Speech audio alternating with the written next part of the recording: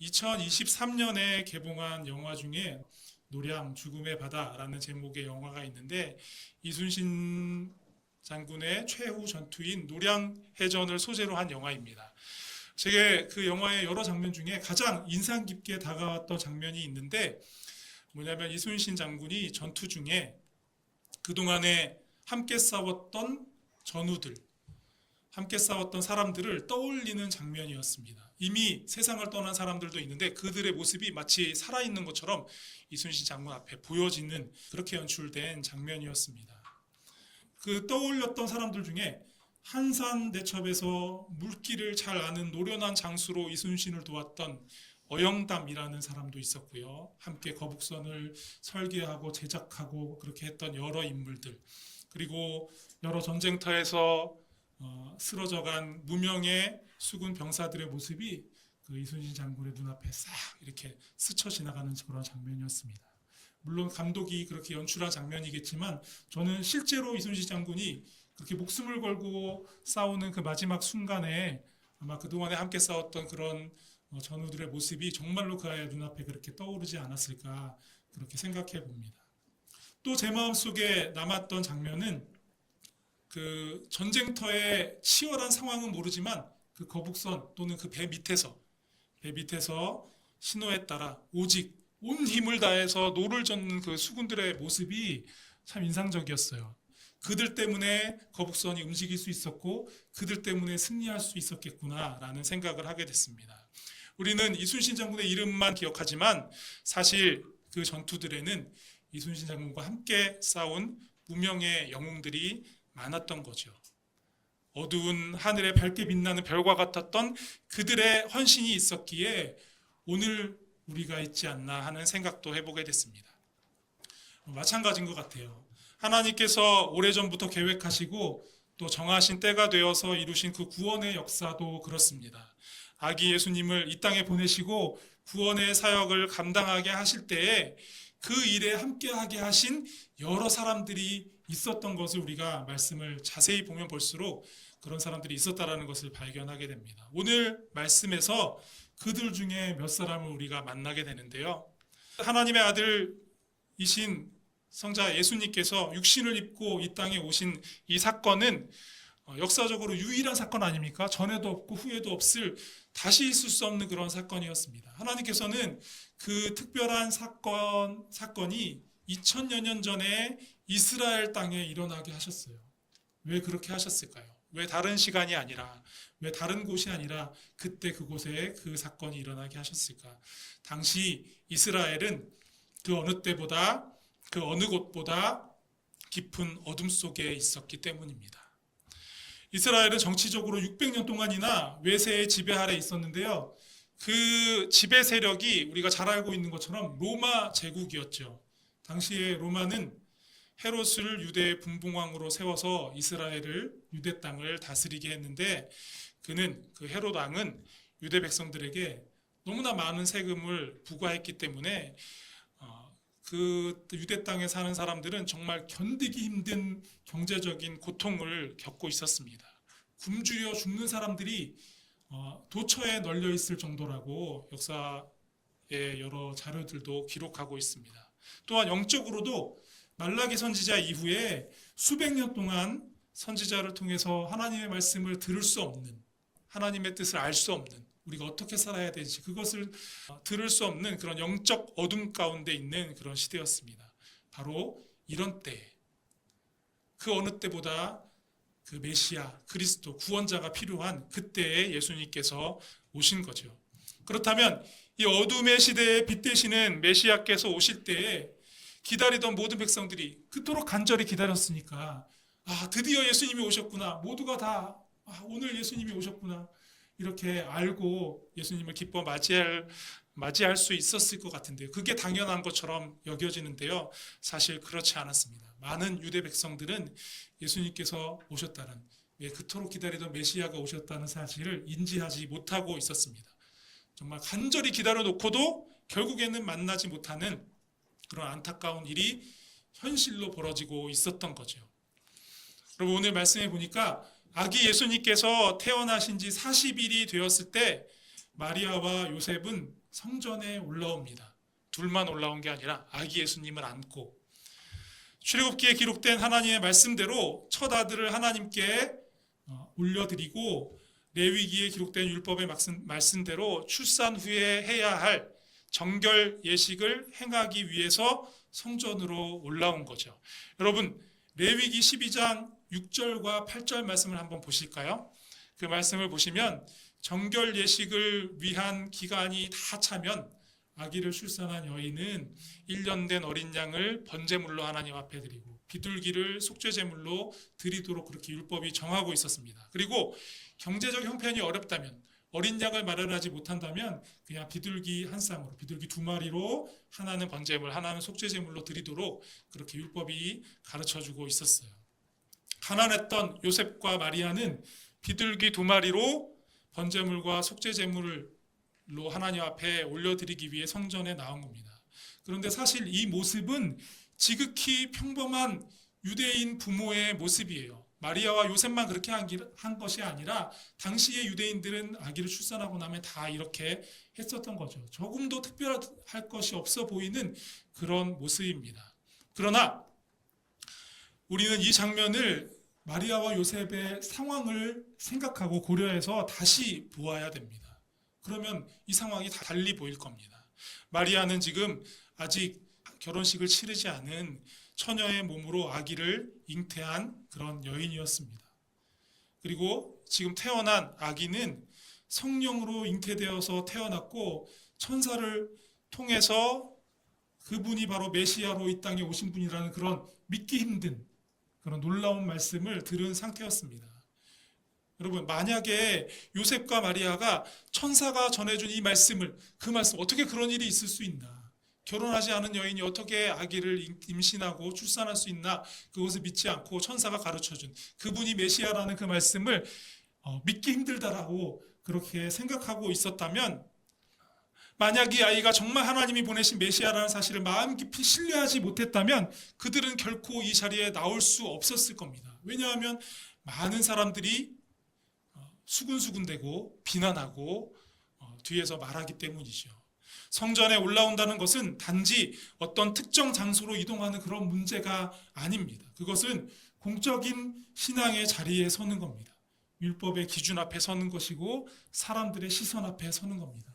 특별히 마리아에게 이 자리는 결코 설 수 없는 자리였을 겁니다. 사람들의 수군거림, 설명할 수 없는 오해의 시선을 감당해야 했을 겁니다. 그럼에도 불구하고 성전에 올라온 이유는 아기 예수님에 대한 하나님의 말씀을 마리아와 요셉까지도 굳게 믿고 있었기 때문입니다. 그 믿음이 순종의 걸음으로 이어진 거고, 그 순종의 걸음으로 인해서 그분이 그리스도이심, 메시아이심이 온 세상에 전해질 수 있게 된 거죠. 여러분의 신앙이 마음속의 생각과 고백에 머물러 있지 않게 되기를 간절히 바랍니다. 하나님이 온 세상의 창조주이심을 믿고 예수 그리스도를 통해 나를 구원하셨음을 믿는다면 말씀에 순종하는 그 삶의 자리에 담대히 서는 여러분 모두가 되실 수 있기를 간절히 바랍니다. 성탄은 하나님께서 육신을 입고 이 땅에 오신 사건이죠. 그런데 여기서 우리가 기억해야 할 것은 하나님께서 그 성탄의 사건이 이 땅에 일어나게 하기 위해서 이렇게 마리아와 요셉처럼 평범한 사람의 순종을 사용하셨다는 사실, 이 사실을 우리가 기억해야 합니다. 이것은 요셉과 마리아에게만 해당되는 이야기가 아닙니다. 성육신 사건으로 시작된 구원은 역사의 어느 시점에 멈춘 사건이 아니기 때문이죠. 지금도 그 사건은 우리의 삶을 통해 이어져 가고 있는 오늘의 사건이기 때문입니다. 그래서 하나님은 오늘도 구원의 그 복음 앞에 우리가 삶을 내어드리기를, 순종함으로 나아오기를 기다리고 계십니다. 여러분, 오늘 말씀은 요셉과 마리아의 모습을 통해서 우리가 말씀 위에 순종으로 서는 삶을 미루고 있지는 않은지, 때로 우리 삶이 안정되면 예배의 자리에 나아가겠다라고, 내 앞에 있는 그 복잡한 문제가 해결되면 주님 앞에 헌신하겠다라고, 마음이 좀 정리되면 기도하겠다라고 말하고 있지 않은지 우리에게 묻고 있습니다. 그러나 하나님은 요셉과 마리아처럼 문제 한가운데 서 있음에도 우리가 순종하기를 바라시는 거죠. 그리고 그 순종을 통해 하나님의 놀라운 뜻을 우리의 삶 가운데 이루어 가십니다. 사랑하는 여러분, 순종은 준비가 끝난 사람의 선택 옵션이 아닙니다. 믿음으로 오늘을 살아내는 사람들의 결단입니다. 하나님께서 오늘도 이루어 가시는 구원의 역사 한가운데 여러분의 순종이 있기를 우리 주님의 이름으로 축복합니다. 이렇게 신실한 순종의 사람들을 통해서 구원의 사건을 이끌어 가신 하나님께서 이제 그 구원을 간절히 기다려온 사람 시므온을 통해서 이 구원의 사건을 온 세상에 알리는 그런 모습을 우리가 보게 되는데요. 여러분, 동방교회 전승과 일부 문서에 따르면 여기 말씀에 기록된 이 시므온은 그 나이가 114세에 이르렀다라고 이렇게 알려져 있습니다. 당시에 60세에서 70세만 돼도 아주 특별히 장수하는 것으로 여겨졌던 그런 그 시대에 100세가 넘는 114세에 이르는 그런 인생을 살아간다는 것은 정말 거의 기적과도 같은 일이죠. 분명한 것은 그가 당시의 평균 수명을 훨씬 넘어섰다는 사실입니다. 그렇게 보면 25절과 26절 말씀이 좀 더 특별하게 다가옵니다. 한번 같이 읽어보실까요? 시작. 예루살렘에 시므온이라 하는 사람이 있으니 이 사람은 의롭고 경건하여 이스라엘의 위로를 기다리는 자라. 성령이 그 위에 계시더라. 그가 주의 그리스도를 보기 전에는 죽지 아니라 하리라 하는 성령의 지시를 받았더니. 아멘. 여러분, 말씀을 잘 보십시오. 시므온이 누구인지를 소개하고 있는 말씀인데요. 그가 어느 지파 사람인지, 그가 어떤 일을 하는 사람인지, 그의 직업이나 직분이나 직책이나 이런 것들에 대한 정보가 전혀 없습니다. 소개하는 말로 유일한 설명은 이스라엘의 위로를 기다리는 사람이었다라는 소개뿐입니다. 사실 그 시대의 모든 유대인들은 메시아를 다 기다리고 있었습니다. 그러나 오늘 본문은 그 모든 사람들 가운데 특별히 시므온에게만 성령이 임했고 그에게만 주의 그리스도를 보기 전에는, 아기 예수님을 만나기 전에는 죽지 않을 것이다 라는 약속의 말씀이 주어졌다라고 기록하고 있습니다. 하나님께서 그렇게 하신 데에는 분명한 이유가 있습니다. 시므온의 기다림이 다른 사람들과는 다른 좀 특별한 기다림이었기 때문입니다. 그럼 이스라엘 백성들은 어떤 메시아를 기다렸죠? 정치적 해방자로서의 메시아, 로마를 무너뜨리고 새로운 나라를 세울 그런 메시아를 기다렸습니다. 그래서 정작 메시아가 오셨을 때 알아보지 못했던 이유가 바로 거기에 있습니다. 그 유대 민족들의 기다림은, 그들 한 사람 한 사람의 기다림은 너무나 간절했지만 그 기다림의 방향이 달랐던 겁니다. 그러나 그들의 모습과 이 시므온의 모습은 완전히 달랐죠. 그는 자기 생각에 기대하는 그 무엇을 얻기 위해 메시아 그리스도를 기다린 게 아니었습니다. 하나님께서 온전히 그냥 하나님께 그 마음을 집중하고 하나님이 보내신 메시아를 통해서 무엇을 행하실지, 어떻게 하나님이 계획하시는 일을 이루실지 온전히 하나님이 이루시는 방식 그대로 받아들일 준비가 되어 있던 거죠. 마치 백지에 그 어떤 것이든지 기록할 준비가 된 상태로 있었던 것처럼 그러한 상태였습니다. 그래서 성령께서 그의 기다림을 인도하셨고 아기 예수님을 통해 이 땅에 이루실 하나님의 구원을 그가 다른 사람들은 알아보지 못했지만 그는 알아볼 수 있게 된 겁니다. 그리고 아기 예수님을 품에 안고 하나님께 찬양을 올려드릴 수 있게 된 거죠. 그의 찬양 한번 볼까요? 29절부터 32절까지 기록되어 있는데요. 같이 한번 읽어보겠습니다. 시작. 주제여, 이제는 말씀하신 대로 종을 평안히 놓아주시는도다. 내 눈이 주의 구원을 보았사오니 이는 만민 앞에 예비하신 것이요 이방을 비추는 빛이요 주의 백성 이스라엘의 영광이니이다. 여러분, 시므온은 주님의 구원을 내가 보았다, 드디어 만났다라고 이렇게 얘기하면서 그것이 만민 앞에 예비하신 것이라고 얘기합니다. 이방을 비추는 빛이다. 그분이 이방을 비추는 빛이다라고 노래합니다. 모든 유대인들이 메시아가 이스라엘 민족의 해방과 구원을 위해서 오실 것이라고 생각하고 있던 그런 사회 분위기 속에서 시므온이 아기 예수님을 만나고 이렇게 찬양할 수 있었다는 것은 정말 자기의 시므온의 찬양이 아닙니다. 이거는 성령 하나님께서 인도하셔서 그의 찬양할 말을 성령님께서 집어넣어 주셨다라고, 알려주셨다라고, 성령님께서 말하게 하셨다라고 보지 않고서는 절대로 이해가 되지 않는 부분이죠. 여러분, 대림절 기간 우리는 단순히 예수님 오신 날을 기억하고 이날이 예수님 오신 날이구나, 그날을 기념하고 즐거워하기 위해, 그것을 위해 그날을 기다리고 있는 것이 아닙니다. 다시 오실 주님과의 온전한 만남을 준비하는 시간이 바로 대림절입니다. 대림절 기간뿐만 아니라 우리의 온 삶이 다시 오실 주님과의 만남이 어긋나지 않도록 준비하는 그런 시간이라고 볼 수 있는 거죠. 여러분, 기다림은 단순히 정해진 어떤 시간, 그 시간의 지점까지 적지 않은 시간을 그냥 잘 견뎌내는 것, 잘 참고 기다리는 것, 그것이 기다림의 본질이 아닙니다. 기다림의 대상과 어떤 관계를 맺고 있느냐, 이것이 기다림의 본질입니다. 그래서 성경에서 말하는 기다림은 늘 관계의 언어로 표현되고 있습니다. 하나님을 기다린다는 것은 그분이 무엇을 주실지, 아기 예수님이 오시면 우리에게 무엇을 주실까, 그것을 계산하며 보내는 시간이 아닙니다. 하나님이 어떤 분이신지를 신뢰하고 그분의 마음에 나 자신을 맞추어가는 그런 삶, 그것이 바로 기다림의 진정한 의미이죠. 이 땅의 그리스도인들 중에 많은 이들이 주님을 기다린다고 말하면서 주님의 기대와는 전혀 다른 기대를 품고 주님과 어긋난, 만날 수 없는 그런 삶을 살아가고 있는지 모르겠습니다. 주님을 기다린다고 하면서 사실은 형통을 기다리고, 주님을 기다린다고 하면서 사실은 문제 해결을 기다리고, 내 삶이 좀 더 편해진 날을 기다리는 것이 이 세상 많은 사람들의 기다림의 모습이 아닌가라는 생각을 해보게 됩니다. 주님보다 주님이 주실 뭔가에 마음을 두고 살아가고 있는 거죠.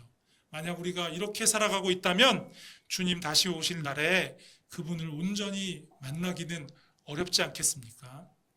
사랑하는 여러분, 여러분의 기다림의 시간이 우리의 왜곡되었던 하나님을 향한 기대가 주님의 기대로 다시 온전히 빚어지는 그런 시간이 되실 수 있기를 간절히 바랍니다. 다시 오시는 주님을 만나게 될 그때에, 그 기쁜 날에 우리 마음이 주님의 마음과 같아졌음을 확인하는 그 기쁨이 우리의 기다림 끝에 가득하게 되기를 우리 주님의 이름으로 축복합니다. 여러분, 이제 계속해서 이어지는 말씀을 보면 또 한 사람이 등장하죠. 그 사람은 바로 안나입니다. 안나 또한 시므온 못지않게 나이가 많았던 것으로 여기 기록하고 있죠. 안나의 나이는 기록하고 있어요. 그녀의 나이가 84세구나 이렇게 생각하게 되죠. 그렇죠? 그런데 어떤 성경학자들에 따르면 남편과 사별한 후에 84년이 지났다는 기록이다라고 얘기하는 학자들도 있어요. 만약에 그렇게 본다면 100세가 훌쩍 넘어가는 고령의 여인인 겁니다. 그런데 그의 기다림 또한 정말 특별합니다. 그냥 나이가 많아서 그런 게 아니라요, 그 모습을 자세히 들여다보면 시므온과 함께 소개한 이유가 있다라는 생각을 우리가 하게 됩니다. 여러분, 37절을 한번 보십시오. 과부가 되고 84세가 되었더라. 이 사람이 성전을 떠나지 아니하고 주야로 금식하며 기도함으로 섬기더니, 이렇게 기록하고 있습니다. 근데 여기에 섬기더니라는 단어는요, 단순히 그냥 누구를 섬기는 그런 것이 아니라 예배 드리는 것을 말하는 거거든요. 그래서 새한글 성경에 보면은, 새한글 성경을 같이 보시면은요, 이렇게 기록되어 있어요. 남편을 여의고서 84세에 이르렀다. 그는 성전을 떠나지 않고 금식하며 매달려 기도했다. 밤이든 낮이든 예배가 있으면 참석하곤 했다. 섬기다라는 그 단어가 예배의 모습이라는 것을 우리가 분명히 확인할 수 있습니다. 안나는 할 수 있는 대로 성전에 머물러서 금식하며 기도하고 최선을 다해 예배의 자리를 지켰습니다. 남편과 사별 후에 홀로 살아가는 이 안나의 삶이 어땠을까요? 한두 해도 아니고 80년이 넘는 그런 세월 동안 여인 홀로 살아가는 겁니다. 그 사회에서 홀로 사는 여인들이 겪는 경제적인 어떤 불안정, 그리고 사회적 소외, 이런 것들을 홀로 다 감당해야 하는 그녀의 삶은 이루 말할 수 없을 정도로 고되었을 겁니다. 날마다 눈물을 흘리지 않고서는 살아갈 수 없는 그런 날들이었을 겁니다. 그래서 그랬을까요? 안나는 온 힘을 다해 오직 하나님께 매달렸습니다. 정말 주변에 누가 본다면 안쓰러울 정도로. 그러나 오늘 말씀 속 안나의 모습을 보면서 온 인류의 역사를 통해서 이 여인이 바로 가장 행복한 예배자가 아닐까 하는 생각을 해보게 됩니다. 간절한 예배 끝에 성전에서 사랑스러운 아기 예수님을 만나게 되었으니까 이보다 더 행복한 예배자가 어디에 있겠습니까? 오늘 말씀이 시므온과 함께 안나를 소개한 이유가 바로 여기 있습니다. 우리는 시므온이 다른 사람들과 달리 자신의 기대를 내려놓고 온전히 하나님의 뜻을 구하는 기다림의 시간을 보낸 것을 보았죠. 그리고 그런 그에게 성령님께서 강력하게 임재하셔서 그의 기다림을 온전히 이끌어 주신 것을 보았습니다. 그런데 이런 특별한 기다림의 사람, 이런 일이 어떻게 가능할 수 있었을까 하는 질문을 하게 되잖아요. 바로 안나의 삶이 그 질문에 대한 대답입니다. 그런 기다림이 가능할 수 있었던 것, 시므온에게도 그런 기다림이 가능할 수 있었던 것, 안나에게도 이런 기다림이 가능할 수 있었던 것은 바로 그들의 예배였습니다. 우리가 예배를 사모하며 그 자리를 지킬 때, 또 우리의 삶을 예배로 하나님 앞에 온전히 드릴 때 우리 안에 임재하시고 강력하게 역사하시는 성령님의 인도하심을 우리가 비로소 놓치지 않고 누릴 수 있게 되는 겁니다. 그리고 그 인도하심 안에서 우리는 다시 오실 주님을 온전히 기다리고 또 온전히 만날 수 있게 되는 겁니다. 사랑하는 여러분, 예배는 한 시간의 형식적인 의식이 아닙니다. 예배는 하나님의 뜻에 내 마음을 맞추는 자리입니다. 내 생각과 기대를 다 내려놓고 하나님의 약속의 말씀을 다시 붙들고 하나님의 방식에 순종하는 삶을 살아가도록 나를 빚어가는 자리가 바로 예배입니다. 여러분 38절 말씀을 한번 보십시오. 제가 읽겠습니다. 마침 이때에 나와서 하나님께 감사하고 예루살렘의 속량을 바라는 모든 사람에게 그에 대하여 말하니라. 여선지자 안나는 인류 구원의 역사가 시작되었음을 그 시작을 알리는 최초의 증언자가 되었습니다. 그렇죠? 그에 대하여 말하니라 라고 분명히 기록되어 있잖아요. 안나가 메시아로 오신 예수님을 많은 사람들에게 전할 수 있었던 이유는 그의 말솜씨가 좋아서 또 그의 열정이 남달라서가 아닙니다. 그녀가 정말 오랜 세월 동안 하나님 앞에 머물렀던 예배의 자리가 있었기 때문입니다. 그 예배의 자리에서 그의 마음과 눈이 하나님의 구원을 알아볼 수 있도록 하나님께서 빚어주셨기 때문에 그가 이 아기 예수님이 오신 것이 무엇을 의미하는 건지 많은 사람들 앞에서 그렇게 잘 설명하고 전할 수 있었던 겁니다. 사랑하는 여러분, 여러분의 모든 예배의 자리가 이렇게 하나님의 뜻을 온전히 알아가는 자리가 되실 수 있기를 바랍니다. 놀라운 사랑으로 우리를 구원하신 십자가와 부활의 복음, 그 복음의 능력과 기쁨을 온전히 누리는 그런 예배를 드리는 여러분 되시기를 축복합니다.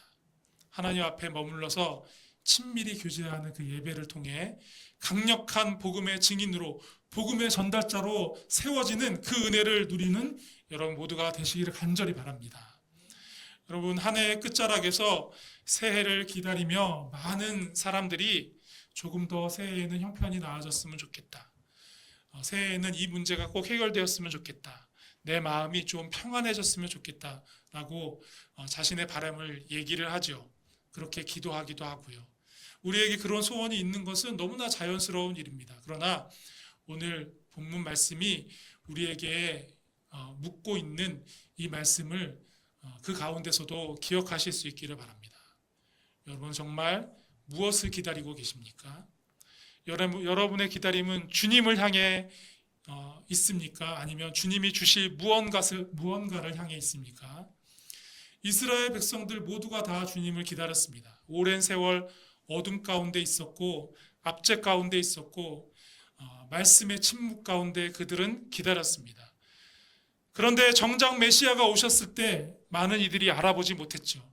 말씀드린 것처럼 방향이 달랐기 때문입니다. 그런데 요셉과 마리아, 시므온, 안나 그들은 달랐습니다. 이들은 특별한 사람들이 아니었지만 하나님은 이들의 삶을 사용하셔서 예수 그리스도를 통한 놀라운 그 구원의 사건이 온 세상에 드러나게 알려지게 하셨습니다. 요셉과 마리아를 통해 믿음은 마음속 고백으로만 남겨지는 것이 아니라 순종의 자리로 이어져야 함을 우리에게 가르쳐 주시고요. 그들은 문제 가운데서도 말씀 앞에 섰고 그 순종의 걸음 위에 하나님께서 구원의 길을 여셨던 것을 우리에게 보여주셨습니다. 시므온을 통해서 기다림은 그저 그냥 시간을 견뎌내는 일이 아니라 하나님의 방식에 마음을 맞추는 그 주님과의 관계의 문제임을 우리에게 알려주십니다. 그는 자기 자신을 내려놓고 성령의 인도하심에 따라 기다렸고, 그래서 아기 예수님 안에서 만민을 위한 구원의 그 사랑을 보게 되었던 거죠. 또한 안나의 모습을 통해서 기다림은 저절로 깊어지는 것이 아니라 예배 가운데 빚어진다라는 것을 우리가 보게 됩니다. 안나는 성전을 떠나지 않고 하나님 앞에 머물렀습니다. 그 예배의 자리에서 하나님은 그녀의 눈을 열어주셨고 그녀를 인류 구원의 역사를 알리는 최초의 증언자로 증인으로 세우셨습니다. 안나가 입을 열 수 있었던 것은 오랫동안 하나님 앞에 머문 예배가 그녀를 그렇게 만들었기 때문이죠. 사랑하는 여러분 모두 요셉과 마리아처럼 순종으로 우리의 삶을 채우고 시므온처럼 성령의 인도하심에 따라 주님의 임재를 기다리고 안나처럼 예배 가운데 여러분의 삶의 모습이 빚어져 감사와 영광을 주님께 올려드리며 주님의 놀라운 사랑을 증언하는 삶으로 나아가는 여러분 모두가 되실 수 있기를 바랍니다. 우리가 이 예배 안에서 주님을 간절히 사모할 때 이 모든 은혜를 우리에게 부어 주실 줄로 믿습니다.